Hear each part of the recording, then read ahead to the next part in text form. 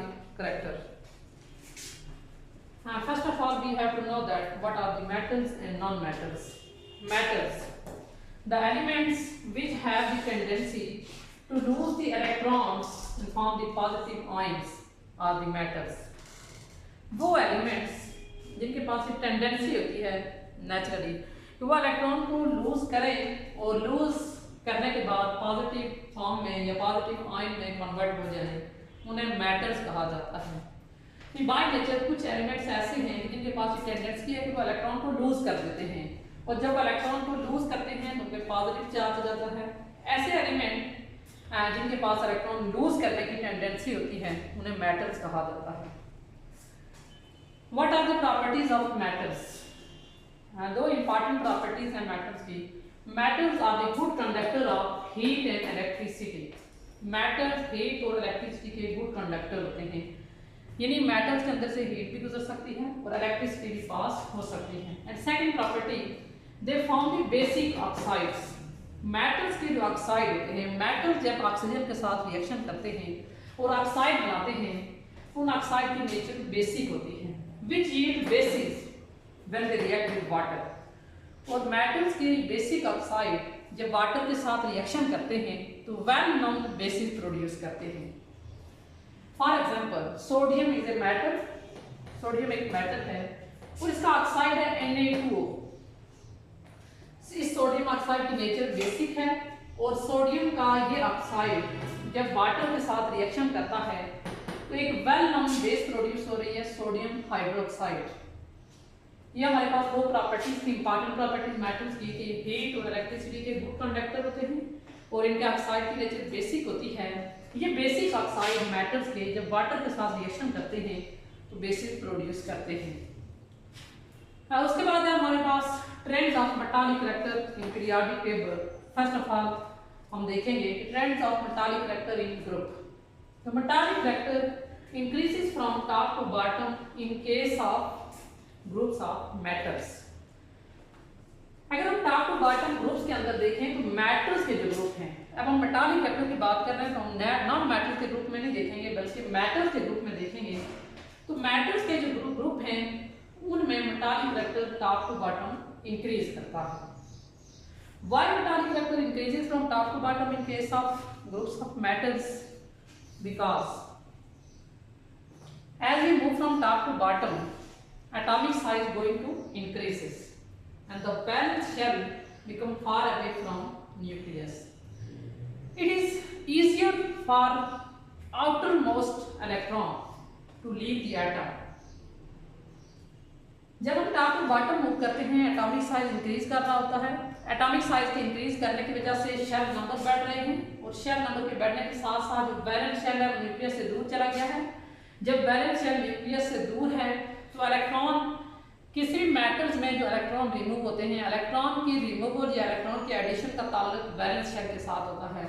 तो valence shell जब nucleus से दूर चला गया है तो वहां से इलेक्ट्रॉन का निकलना आसान हो गया है, क्योंकि डिस्टेंस ज्यादा होने की वजह से न्यूक्लियस का उस वैलेंस शेल के इलेक्ट्रॉन पे अट्रैक्शन कम है। इलेक्ट्रॉन जब इजीली रिमूव हो जाएगा, जब इलेक्ट्रॉन इजीली रिमूव हो रहा है, तेजी के साथ रिमूव हो रहा है, इसी को मेटालिक कैरेक्टर कहा जा रहा है। तो metallic character increases from top to bottom in case of group of metals. Metallic trend of metallic character in periods. Metallic character decreases from left to right in groups of metals.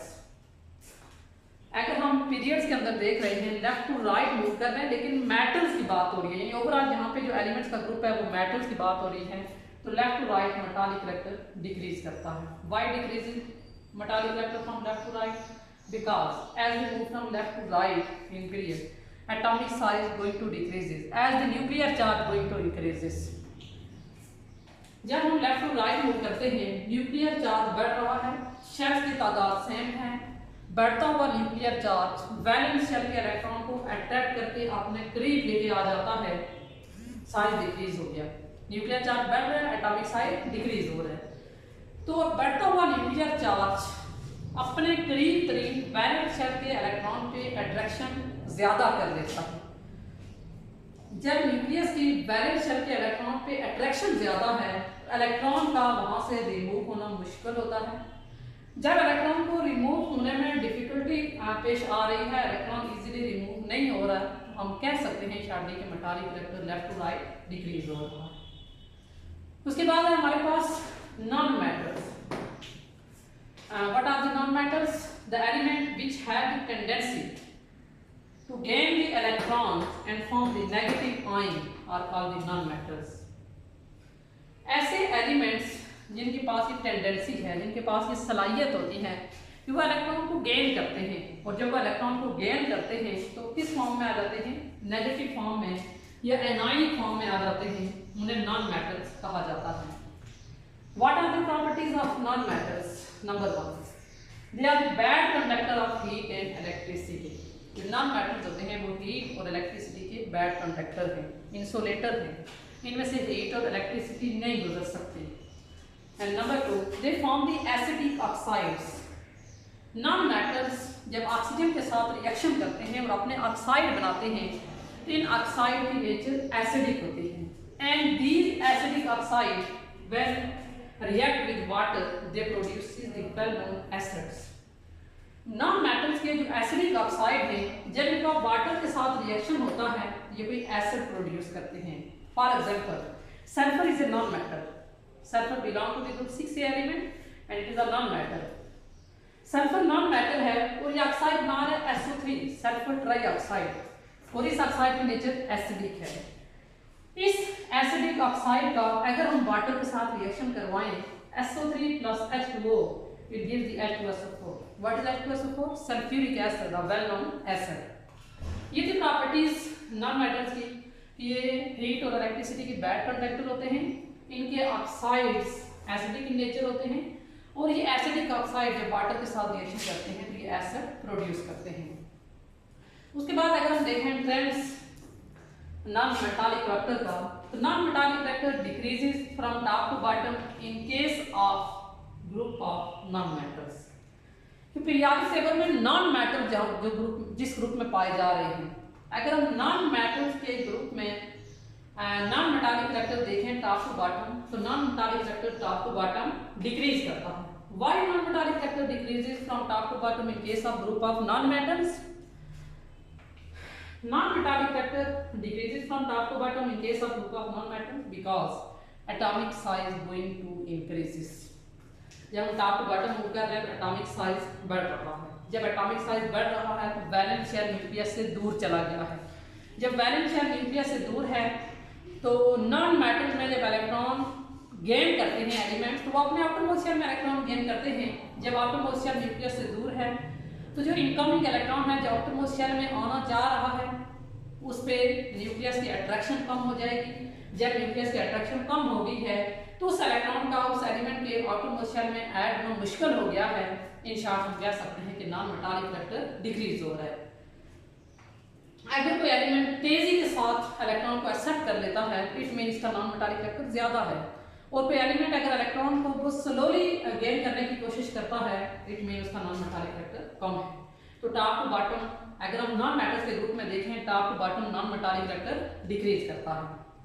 यानी किसी भी non metals के group में जाए हम उसका पहला और आखिरी मेंबर अगर कंसीडर करें, तो जिसका पहला मेंबर होगा उसका नॉन मेटालिक करैक्टर ज्यादा है।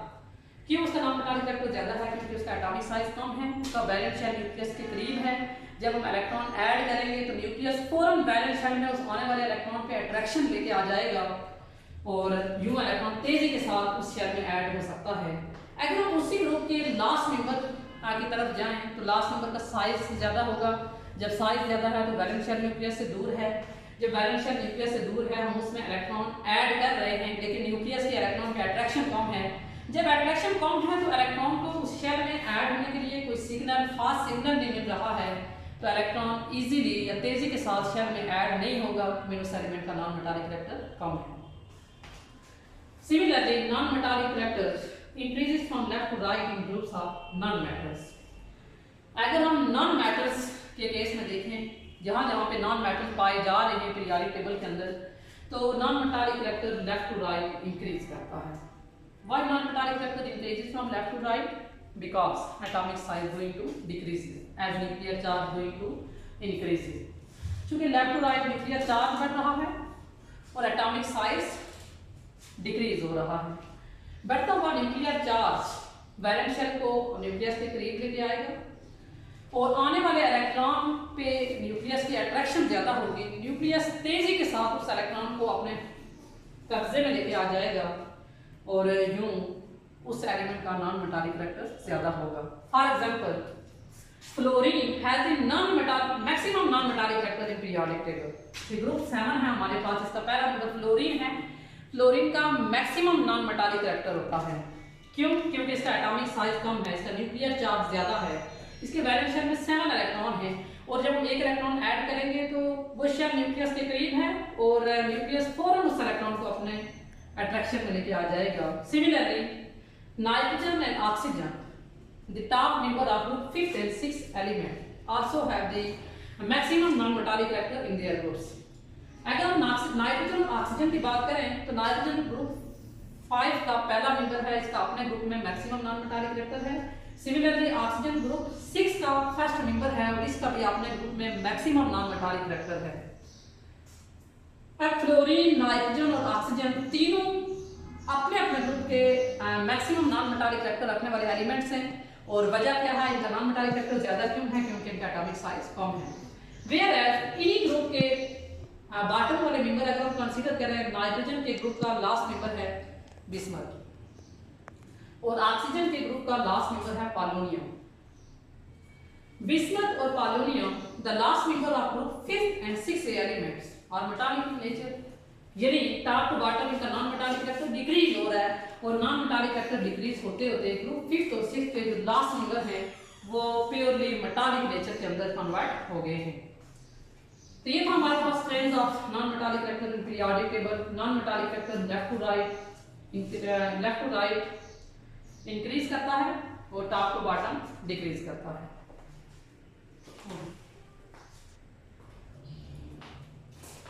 एंड नेक्स्ट है हमारे पास melting point and boiling points. Melting point and boiling point tells us something about the forces of attraction present between the atoms or molecules in a compound. Melting point और boiling point हमें किसी भी compound के अंदर atoms या molecules के दरमियान forces of attraction के बारे में information दे रहे होते हैं। जब हम कहते हैं किसी चीज का melting point high है, in short उस substance के अंदर forces of attraction strong हैं और उन्हीं फोर्सेस ऑफ अट्रैक्शन को तोड़ने के लिए, ब्रेक करने के लिए हमें एनर्जी प्रोवाइड करना पड़ती है। दूसरी तरफ जब हम कहते हैं किसी चीज़ का मेल्टिंग पॉइंट लो है, बॉइलिंग पॉइंट लो है, तो इट मीन उसके अंदर फोर्सेस ऑफ अट्रैक्शन एटम या मॉलिक्यूल्स के दरमियान वीक हैं। जब फोर्सेस ऑफ अट्रैक्शन वीक हैं तो उसको तोड़ने के लिए कम एनर्जी रिक्वायर्ड होगी और उस सब्सटेंस का मेल्टिंग या बॉइलिंग पॉइंट जो भी अंडर कंसिडरेशन है वो लो होगा। तो मेल्टिंग और boiling point tells us about the forces of attractions. उसके बाद हमारे पास trends of melting point and boiling point in periodic table. First of all, trend in pairs. Melting point and boiling point increases from left to right up to the group 4th element and then decreases onward up to group 8th element. जब हम periodic table में periods के अंदर left to right move करते हैं तो melting और boiling point first A group के एलिमेंट से लेके 4th ए ग्रुप के एलिमेंट तक इंक्रीज करते हैं। यानी फर्स्ट ए ग्रुप के एलिमेंट का मेल्टिंग पॉइंट लो होगा, सेकंड ए ग्रुप के एलिमेंट का मेल्टिंग या बॉइलिंग पॉइंट उससे हाई होगा, थर्ड ए ग्रुप के मेल्टिंग पॉइंट बॉइलिंग पॉइंट उससे हाई होंगे और 4th ए ग्रुप एलिमेंट के मेल्टिंग और बॉइलिंग पॉइंट इन तीनों से हाई होंगे। लेकिन जब हम ग्रुप 4 से ऑनवर्ड मूव करेंगे 5th, 6th, 7th और 8th की तरफ तो मेल्टिंग पॉइंट और बॉइलिंग पॉइंट डिक्रीज करना शुरू हो जाते हैं। यानी ग्रुप 5th के मेल्टिंग पॉइंट मजीद कम होंगे, ग्रुप 6 एलिमेंट के मेल्टिंग पॉइंट कम हो जाएंगे, 7th के और कम हो जाएंगे और 8th एक का कोई अगर मेंबर है उसका मेल्टिंग पॉइंट बॉइलिंग पॉइंट मजीद कम हो जाएंगे। तो melting point and boiling point, ये पीरियड्स की बात हो रही है।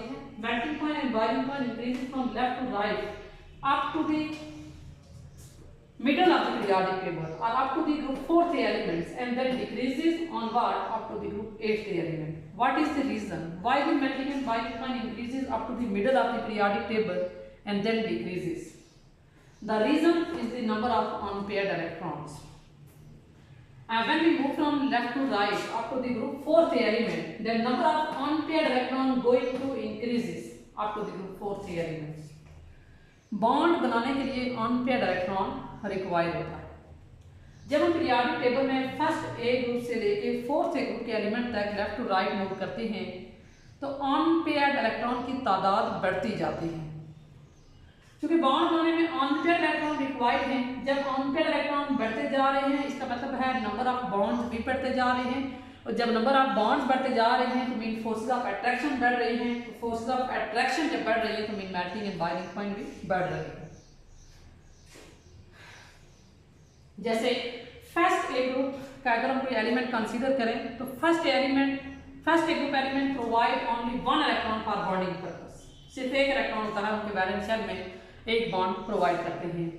The melting and boiling point of second A group elements are higher as compared to first A group elements.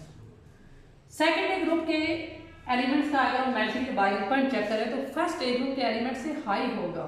Why? Because each element in the second A group provide two electrons for bonding purpose.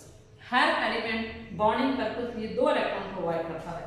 जब दो electron provide कर रहा है, दो unpaired electron हैं, दो bond बनेंगे, two bonds are definitely stronger than one bond. That's why melting and boiling point of second A group elements are higher as compared to first A group elements. अब third A group के element की तरफ अगर हम जाएं तो third A group में valence shell में तीन अनपेयर्ड इलेक्ट्रॉन होते हैं, लिहाजा वो तीन बॉन्ड बनाने की पॉसिबिलिटी रखते हैं। Three bonds are definitely stronger than two and single bond. And fourth A group elements provide four unpaired electron for bonding purpose, and four unpaired electron makes four bonds, and four bonds are definitely stronger than 3, 2 or 1 bond. Group fourth elements के melting और boiling points high होंगे 3, 2 और first के मुकाबले में, because उनमें चार unpaired electron होते हैं, चार बॉन्ड बनेंगे, और इस वजह से जब नंबर ऑफ बॉन्ड ज्यादा हैं तो ओवरऑल फोर्सेस ऑफ अट्रैक्शन ज्यादा होंगी, जब फोर्सेस ऑफ अट्रैक्शन ज्यादा हैं तो मेल्टिंग और बॉइलिंग पॉइंट भी ज्यादा होंगे। For example, carbon in case of diamond has highest melting point, maximum melting point. Carbon diamond के केस में diamond carbon से बना हुआ है। Each carbon in diamond provides 4 electron for bonding purpose. Diamond में एक कार्बन नहीं है, मिलियन और ट्रिलियन के हिसाब से कार्बन है, और हर carbon at a time 4 bond बना रहा है। जब हर कार्बन 4 बॉन्ड बना रहा है, वहाँ पे मिलियन और ट्रिलियन के हिसाब से कार्बन है, तो फिर फोर्सेस ऑफ अट्रैक्शन भी उसी के हिसाब से बढ़ रही हैं, तो कार्बन का मेल्टिंग पॉइंट भी डायमंड के केस में मैक्सिमम होता है। तो जब हम फर्स्ट ए से फोर्थ ए की तरफ मूव कर रहे हैं पीरियड्स के अंदर left to right, first A group के एलिमेंट से फोर्थ ए ग्रुप के एलिमेंट तक जा रहे हैं, तो मेल्टिंग और बॉइलिंग पॉइंट इंक्रीज कर रहे हैं, क्योंकि नंबर ऑफ अनपेयर्ड इलेक्ट्रॉन जो बॉन्डिंग में रिक्वायर्ड होते हैं वो इंक्रीज कर रहे हैं। फोर्थ ए से ऑनवर्ड मेल्टिंग और बॉइलिंग पॉइंट डिक्रीज होना शुरू हो जाते हैं एट्थ ए तक। Why melting and boiling point decreases from group fourth A element up to eighth A element? Because after group fourth A element, pairing of electron starts, and number of unpaired electron going to decreases. जब हम group fourth से onward group fifth की तरफ move करते हैं, electron की तादाद तो बढ़ती जा रही है, लेकिन इलेक्ट्रॉन की पेयरिंग स्टार्ट हो गई है। पेयर का मतलब होता है दो इलेक्ट्रॉन एट अ टाइम, तो दो इलेक्ट्रॉन जब ऑलरेडी वो पेयर के फॉर्म में है तो उनको बॉन्ड बनाने की जरूरत नहीं है। जब इलेक्ट्रॉन की पेयरिंग स्टार्ट हो गई है तो पेयरिंग की वजह से अनपेयर्ड इलेक्ट्रॉन की तादाद डिक्रीज होना शुरू हो जाती है। हमें बॉन्डिंग में अनपेयर्ड इलेक्ट्रॉन रिक्वायर्ड होते हैं। जब अनपेयर्ड इलेक्ट्रॉन की तादाद डिक्रीज हो गई है तो नंबर ऑफ बॉन्ड्स भी डिक्रीज करते जाएंगे, ओवरऑल फोर्सेस ऑफ अट्रैक्शन का एक्सटेंट कम होता जाएगा, और नतीजा तो मेल्टिंग और बॉइलिंग पॉइंट भी कम होते जाएंगे। जैसे ग्रुप पीरियड्स के अंदर हम लेफ्ट टू राइट मूव करते हुए ग्रुप 4 से ऑनवर्ड जाएं, उसके बाद नाइट्रोजन आ रहा है, ऑक्सीजन आ रहा है, फ्लोरीन आ रहा है, ये एलिमेंट्स स्मॉल मॉलिक्यूल की फॉर्म में एग्जिस्ट करते हैं, गैसियस स्टेट में होते हैं, इनके मेल्टिंग और बॉइलिंग पॉइंट वीक होते हैं, इनमें फोर्सेस ऑफ अट्रैक्शन कम होती हैं। Whereas first A group से लेके फोर्थ ए ग्रुप तक मेल्टिंग और बॉइलिंग पॉइंट इंक्रीज करते जाते हैं, और कार्बन डायमंड के केस में इसका मैक्सिमम मेल्टिंग पॉइंट होता है। ये था हमारे पास trends of melting and boiling point in periods. उसके बाद है हमारे पास trends of melting and boiling point in groups. Melting and boiling point decreases from top to bottom in case of group first A and second A element, also in third A and fourth A group. यानी पहले चार group अगर हम consider करें, first A, second A, third A fourth A, तो top to bottom melting और boiling point decrease करते हैं। Why melting and boiling point decreases from top to bottom in case of first A group, second A, third A and fourth A because atomic size going to increases. And for larger size atom, packing will not compact. Packing loose हो जाती है जब atomic size बढ़ता है। Atomic size के बढ़ने की वजह से इन चार ग्रुप्स के अंदर जब हम टॉप टू बॉटम मूव करते हैं तो मेल्टिंग और बॉइलिंग पॉइंट डिक्रीज करते हैं। Whereas in case of group 5th A, 6th, 7th and 8th A, when we move from top to bottom, melting and boiling point going to increases. Group 5th A से लेके 8th A तक जब हम top to bottom move कर रहे होते हैं तो melting और boiling point increase करते हैं। क्यों increase करते हैं? इनमें भी तो atomic size बढ़ रहा है, लेकिन यहाँ पे atomic size के बढ़ने के साथ साथ polarizability बढ़ती जाती है। polarizability के बढ़ने की वजह से London forces बढ़ती जा रही हैं। लॉन्डन फोर्सेज एक एडिशनल टाइप की फोर्सेज यहाँ पे आ गई हैं जिनकी वजह से मेल्टिंग और बॉइलिंग पॉइंट भी बढ़ना शुरू हो जाते हैं। In short melting and boiling point in case of groups first A group, second A group, third A group and fourth A group, melting and boiling point going to decreases from top to bottom because atomic size going to increases. And in case of group 5th A, 6th A, 7th A, 8th A, melting and boiling point going to increases from top to bottom because atomic size increases and polarizability increases because of this London force is going to increases which makes the melting and boiling point high.